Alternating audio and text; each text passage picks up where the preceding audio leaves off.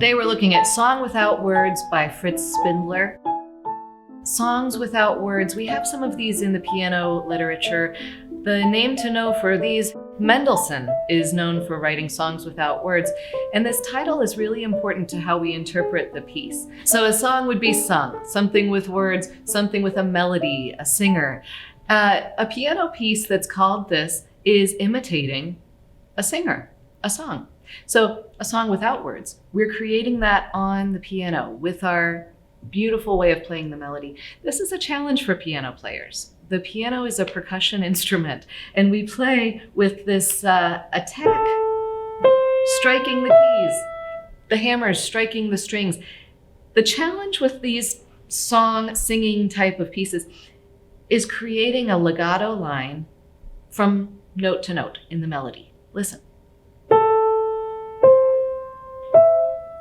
It takes a lot of control of your technique. It takes a lot of focus with your listening. It takes practice. Drop into the first note and listen to the decay of that note and how we kind of match with the second note. And again, it's tough when I play it that slowly. When I go here, you actually can't play all of those the same way, the same feeling. It's really about listening to, we strike the note at the beginning, it may start to decay, that's how the piano works, and we blend into that with the second note and the third, and we shape that phrase. It's an illusion, but we have to think about breath moving through those notes, the same way that a singer would. So we start, I really am thinking, breathing, energy through the notes. I'm not just going, that's not the same, it won't work. So the melody begins in A minor. My thumb is on A, and I can cover most of this in 5-finger A minor pentascale, 5-note scale. Skips up, steps down.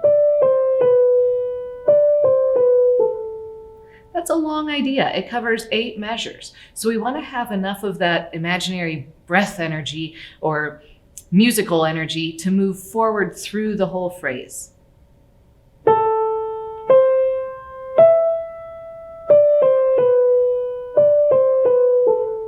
If it helps you, sing that out loud. Hum, a whistle. You could even add your own words to it. I do that sometimes myself.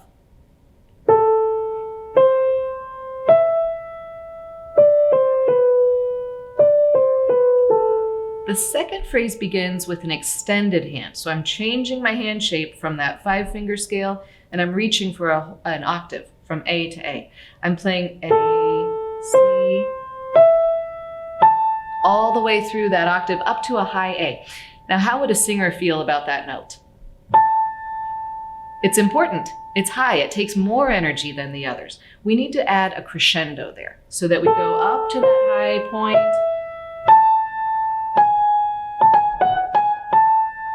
and we stay there. That's a big deal for a singer. Or you could even think of maybe a high note on a violin, something that's very expressive there. Continuing, steps down, skips and steps. Quiet ending. Extended hand through that A minor chord. The melody needs our attention first. That's what this is all about. Right hand, melody, shaping the phrase, playing expressively, using dynamics. But when we put it together with both hands, another challenge happens, which is balance. The left hand has 3 notes per measure, almost nonstop, with these broken chords.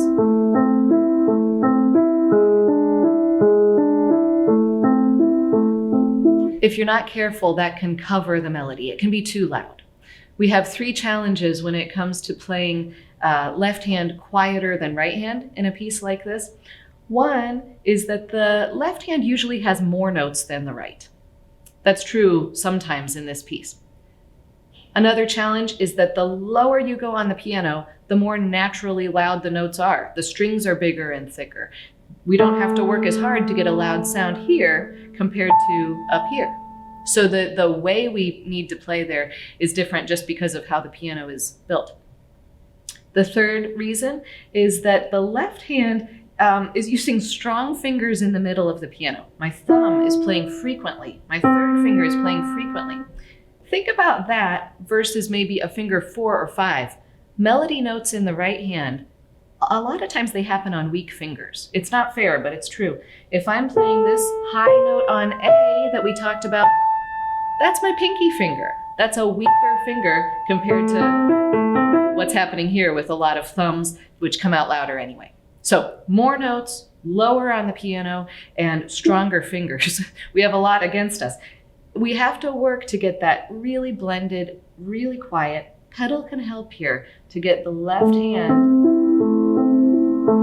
just this kind of blanket of sound, and the right hand is different. The right hand is popping out, spotlight here.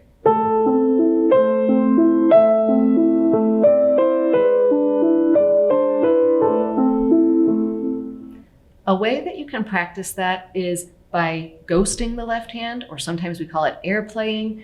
I'm just playing the tops of the keys. I'm not actually making sounds, but I'm playing my left hand pattern silently on the keys while I play my right hand.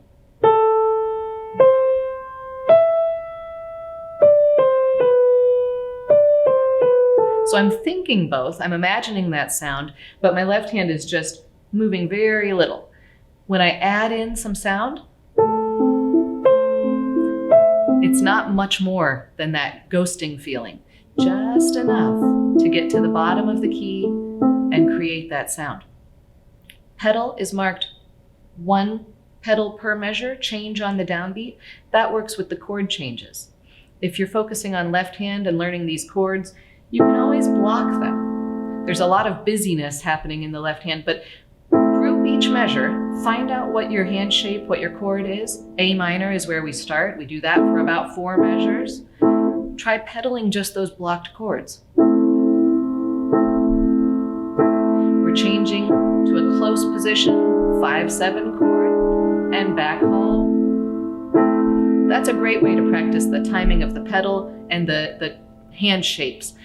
Again, we never want to read note by note. We want to look at groups, patterns, chords, scales. Anytime that we can put a label on something, the better. Anytime that we can grab a pencil and write those in, great, because it works a different part of your brain. It's not always, following dot by dot, but sometimes we're using a more analytical side of our brain and saying, okay, 4 measures of A minor, 2 measures of E7, returning back, and it simplifies the whole thing. It's so much more organized. Not only that brain stuff, but it can actually help you when you're playing expressively and getting into shaping the piece. When you know those bigger landmarks, it takes some of the guesswork out of it. You can say, okay, I'm gonna go to here is my louder point, back off here, and I don't have to search for that.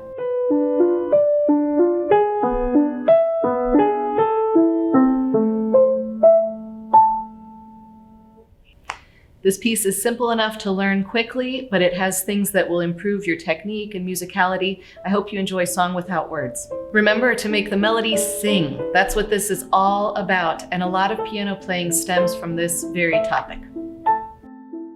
Thanks so much for watching. I'm Amy. Don't forget to hit subscribe and tap the notification bell. And be sure to check out the Playground Sessions interactive app. I'll see you soon for the next lesson video.